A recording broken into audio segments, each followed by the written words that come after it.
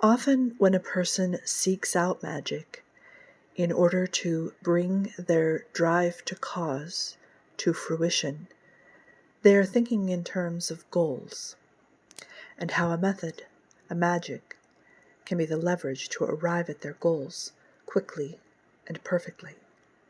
And indeed, throughout this Keys of Magic series, I speak about how to prepare yourself to generate precision appearances, with precision having the definition of an appearance matching your desire. Goals are lack-based. There is something not here, now, that matches my internal want and imagination. By the way, the etymology of the English word want is lack, as for example in the sentence, I am in want of food and shelter. If there is something not here that I have determined I require for my own satisfaction, then I aim or goal for the completion of that imagination into earth experience, and set upon the strategy of my plan, hopefully with as much shortcut as I am able. This impatience is common human nature, but often not a helpful energy after all. Top-of-mind goals for most people that lead them to some practice of magic are riches, love, and reputation. Another goal may be pure survival if one is not yet grounded in their own survival. I think most other goals can be subheadings or related to these goals. For example, a desire for family is a love goal. A desire to achieve a certain level of learning could be a reputation or riches goal. And surely there are people who have different goals than this list and other ways of even thinking about this, of course. But the majority of humans can be predicted to be carrying within themselves this main constellation of hungers that sharpen into goals and then into method. Many scramble desperately toward their goals without any real understanding of themselves or of their environment. Previously, in the Keys of Magic series, I did a deep dive about the nature of desire. In the video lesson previous to this one, Keys of Magic video 120, we investigated a little more deeply into cause, and now here continuing the discussion on cause. These lessons also opened greater understanding on the environment we are in, that we call the Earth realm, including our Earth avatar, our own body that allows us to participate in the magical realm of Earth. So if you've followed along, perhaps now your perspective and your conversation with yourself about your own desires, aims, and methods has been enriched. You can understand now that your top-of-mind desires actually have much deeper desire and cause roots that arise from the nature of the universe as it lives in you. The most fundamental version of you, as situated in the universe, is as an author. Every additional form and experience flows from this authorship, flows from you, the you that you are even when you are not particularly in Earth. The author you endlessly seeks and creates experience and embodiment. There is a deep love and joy in this. You now have a more detailed perspective on the movements, patterns, and substances of your environment. You may now, or have previously, imagined the vast cosmos with dark space full of galaxies and solar systems, and you walking on top of a planetary land surface that contains a variety of climates, fauna, and flora. This outer space and atmospheric and ecological landscape is an appearance. Your actual environment is anima, intimately surrounding you. You are not separate from that environment. You are not separate from anima. What is around you is also in you. What is in you is also what flows out from you. A web, mesh, or gel. You are situated in a library-based, programmable environment, an environment ready to be written and read. The environment is an environment of beings and authors that have their own way of living and of appearing, their own magic. Even your own avatar is a community of cells and other tiny, intelligent, magical beings, for example, bacteria. There are seeds of cause, desire, property, and magic in all of this wonder that is you and that is around you. All of this was born before you. You are not that author.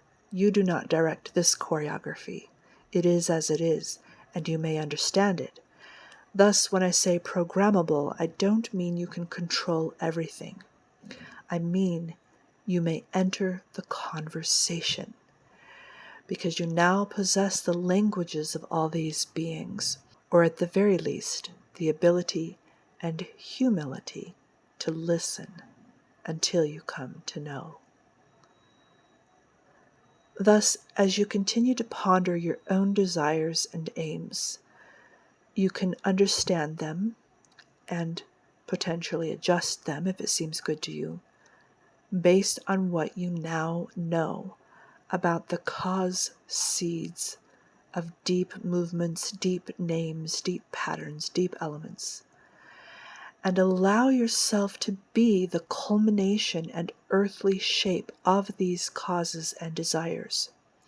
You already are that arising, that image, but perhaps now with greater awareness and greater rest in it.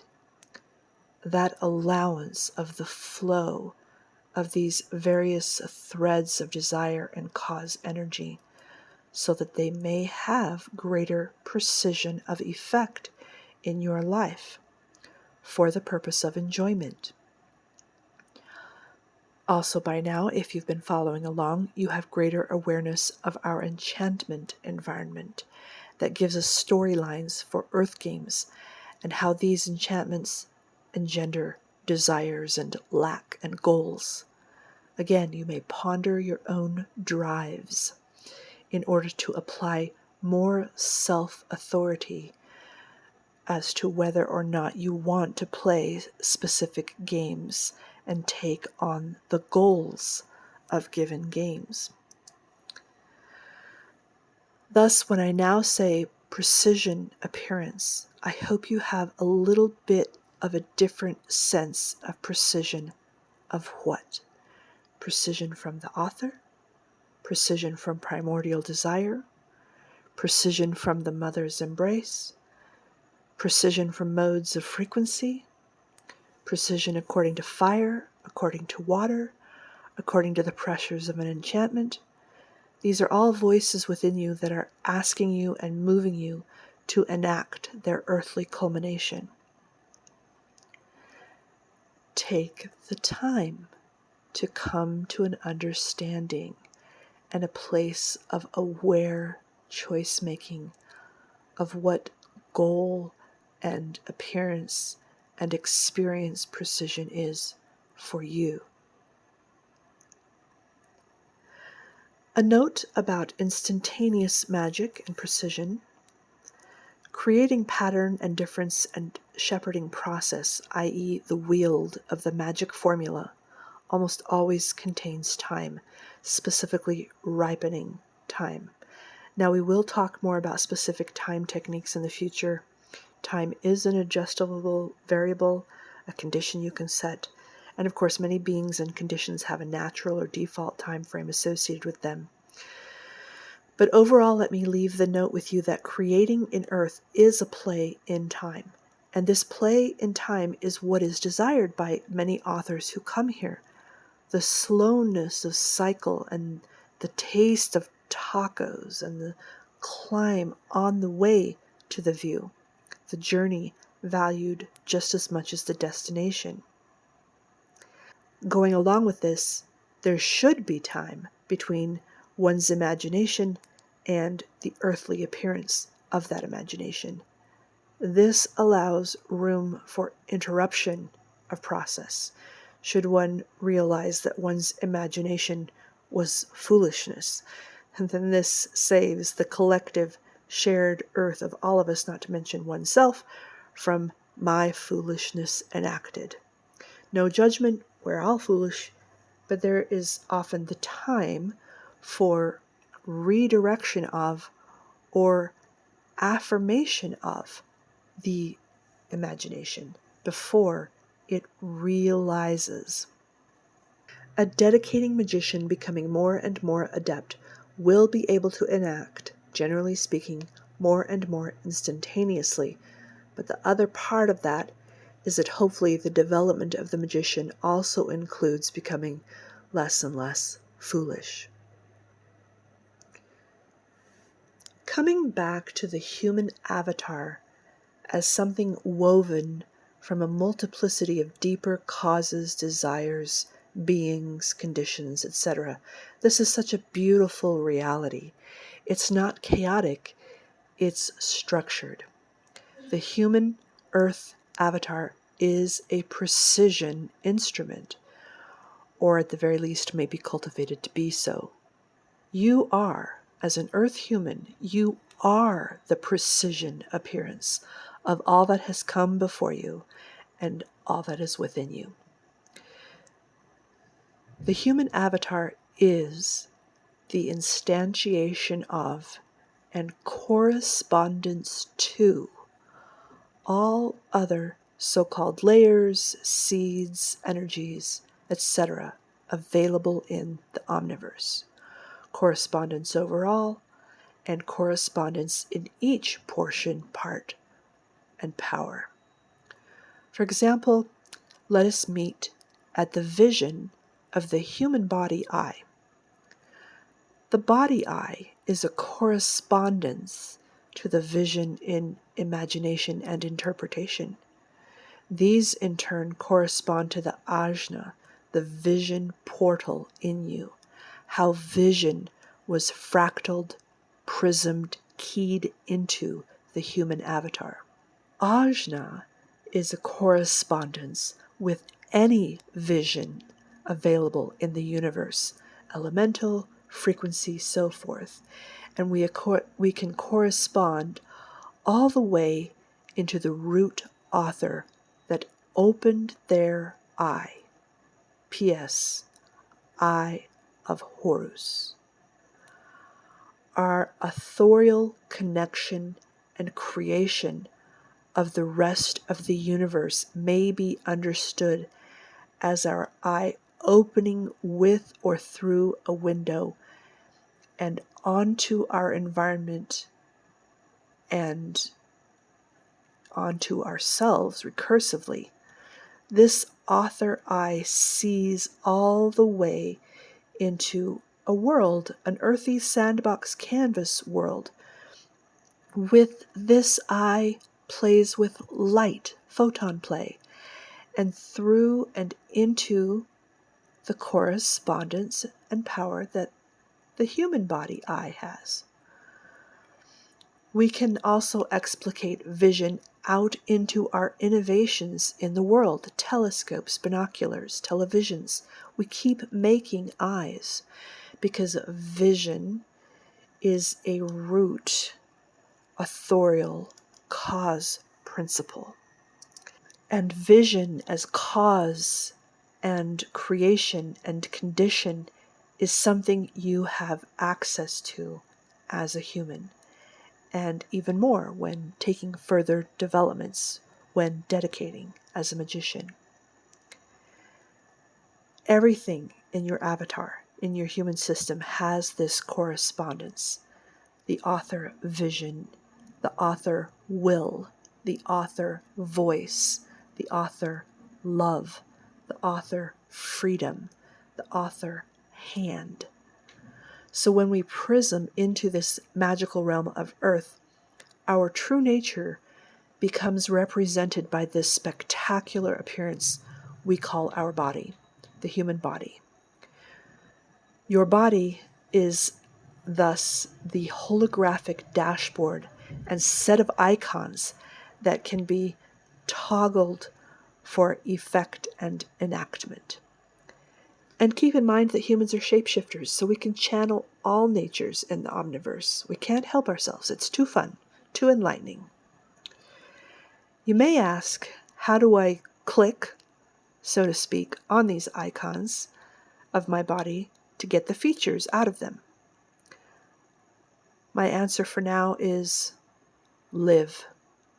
We will talk more about what activating powers and correspondences means, especially in terms of magical wield, and we have been talking all along, little by little, but for now, live. This is why I say that nothing works, everything works, you work. Techniques and arts are just preferences and enjoyments. The magical instrument is already with you and is you. Techniques are thus only the guide to pointing you back to your body and of becoming the embodiment of you, the author, embodied. The body is the cloak of the magician. The body is the instrument of creation, of living, of enjoyment, of sacred magic. I now want to remind us that one of the plays that is in the universe is the progression through archetype. There are several archetypal systems which can have unique opportunities in their differences, but that also tend to hit the same deep principles of what it means to be ourselves in time and eternity, personally and communally. And by the way, overall on my channel, I explore and will explore many of those varying systems. For example, I have Keys of Zodiac curriculum on my YouTube channel. I invite you to visit that one. But for this discussion here, I suggest to you that when we get captured by otherwise less than optimal enchantments and games here in this planet and in these temporary timelines, it is because they are counterfeit connections to the longing we have to live archetypal quest, this quest of ourselves. Riches, love, and reputation are blessings. Having these desires is never the problem. It is when our choice of method misunderstands our environment and misunderstands principles of wield and misunderstands the importance of honor, that's when we can potentially experience miserable consequences, including but not limited to imprecision. In the tarot map of archetypal progression, of which the magician is one station, there is available a progression through the minor arcana, and one may then progress through the major arcana. Again, we are talking time and eternity here. One lifetime cannot get you through all of the arcana. All by preference, no one's making anybody do anything, only if you want to play, only if journeying through this map is of value to you. The reason I bring up the tarot archetype system is because there is a seed of desire in each station. And what has been answered or satisfied in a given station will eventually lead to a next question or tension that moves one forward into another desire, and thus the next arcana station.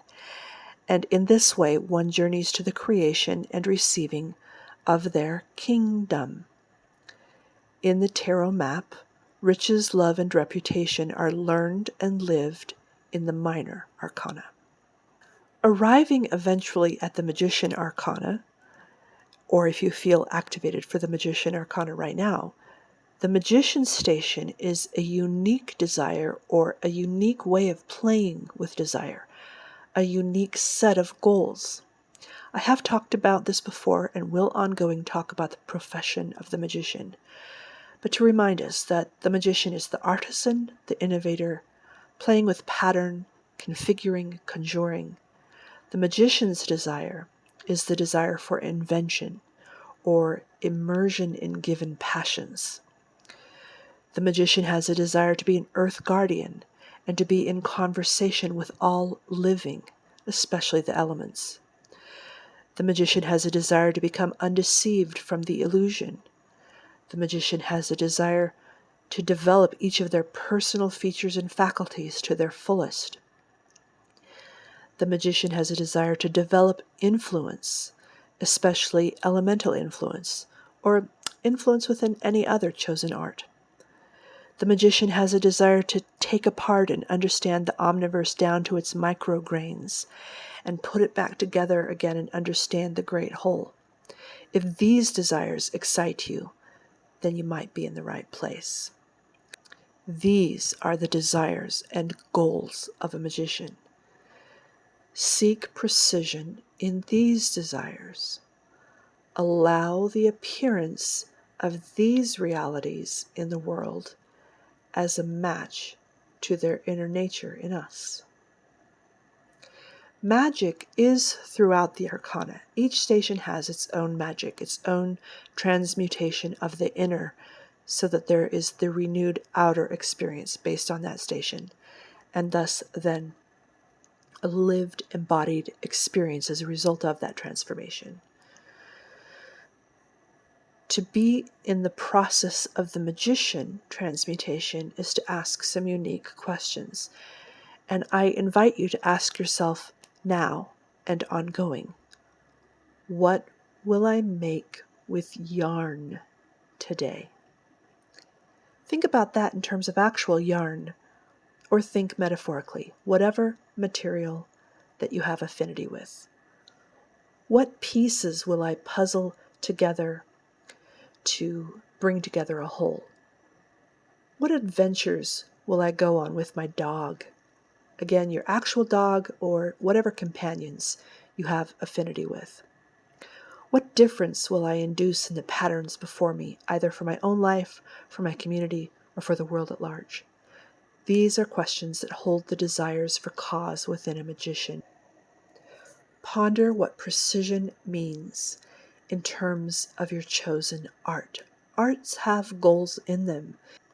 If you are a bell maker, that magic, then your cause, your desire, your path of conditions is all to be tapped into and lined up for the appearance of a bell. This is the artisan magician. The bell that appears in earthly form will be the match for the bell that was once only an image within. The precision came from the time taken to set and act through a series of conditions that have to do with bell making. All right, a little more nuance about precision. Realizing again that for most of us, the precision we are imagining may basically be the precision or fruition of our foolishness, but we get to work that out in real time. That's fine. We've got time and eternity. But I want to remind us that precision and preference is not about always getting our own way, at least not at the ignorant expense of other beings. The balance is coming before the world as it is, and coming before ourselves as we are, and coming before what the Mother is already providing us. In other words, coming into neutrality. Flow with what is already there. Allow it to satisfy you. What difference do you actually want from what is already flowing? And then you may also activate and invent your preferences into the world. This is a paradoxical balance. Let me be metaphorical for a bit. If you only sit as if receiving, it's like only taking right-hand turns. If you only act and behave based on your own way and trying to control, then it's like only taking left-hand turns. Both of those ways put you in a circle that leads nowhere. But if you pattern a balance of structured and aware left and right-hand turns, a balancing between receiving and giving or acting, then you get somewhere. If you are surrendered, so you say, to a huge river and say, I'm going to receive the gifts of this river, well, you are likely going to get smashed on the rocks because of the force of that river. Because the river is not you, it is itself. But if you fashion a little boat from conditions, and you listen to and learn the river and understand how you personally want to experience the river, you can act to a great degree in the boat and work your way through the river, through the way the river is. What you can't do is control or undo the beingness of the river. Although that may be a bad example, because certainly our society has perpetrated many crimes against rivers. Very bad magic. Another note to understand the nuance of precision is that you don't want only what you can desire and imagine at the moment, because that's too small. What is possible is bigger than your imagination. As a magician, you can develop your acceptance of what is possible. Creating container for what you want to appear is great, but also cultivate an openness that you can't see far enough, and to let a deeper and bigger vision create through you and for you. Again, a balance is available here: personal creativity and open curiosity. It is important to rest in neutrality as one's ground state. Causes, desires, preferences, and goals are best tasted or activated from first a place of neutrality. If one's system is a cacophony of debris and charges of many unknown voices and movements and enchantments and whatnot, even if they may be good, but there's just a clutter, then what sparks of cause or preference makes themselves top of mind, it may not be very clear, or may be a result of energies or conditions not understood. In oneself, there's no precision. Misery may be ahead. The novice environment, which you have been invited to create in previous lessons, is an outer expression and practice of the inner practice of neutrality. Within your novice space, there is a reduction of desire, belief, cause, deception, movement, etc., and in the earthly images, accoutrements, and forms, as reflected in the minimalism of the space. Then, when the novice crafts in their space, their movements, causes, patterns, and change inducements are more likely to be clearly and precisely wielded. Always remember that goals are meant to be enjoyments. Goals cannot ameliorate lack, because there is no lack. The goals that we scramble for that end up being debris are what are keeping us distracted from resting in our living self and in the intimacy with living others. Being yourself and being with others may be scary in our modern life with our modern enchantments. But if this web of love and trust is not enough for you, then you will never find any goal in the multi-metaverse that is. And I understand that it is scary to just switch from distrust to trust. Nobody can do that instantly. there's an invitation, an exploration, finding your tribe who also understands this. This enoughness is also the domain of the magician, the one who knows they and all are held by the mother, the precision of love.